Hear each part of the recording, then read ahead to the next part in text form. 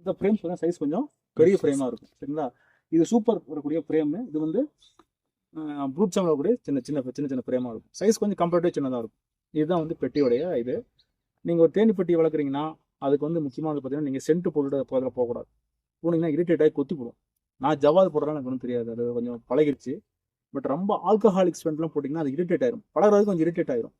அப்போ என்ன பண்ணால் நீங்கள் கொஞ்சம் அது சுகாதாரமாக போனீங்கன்னா நல்லாயிருக்கும். அதே மாதிரி நீங்கள் தேனி பூச்சி வளர்த்தீங்கன்னா உங்களுடைய ஆயுசு கூடும். சில பேர் நம்புறீங்க.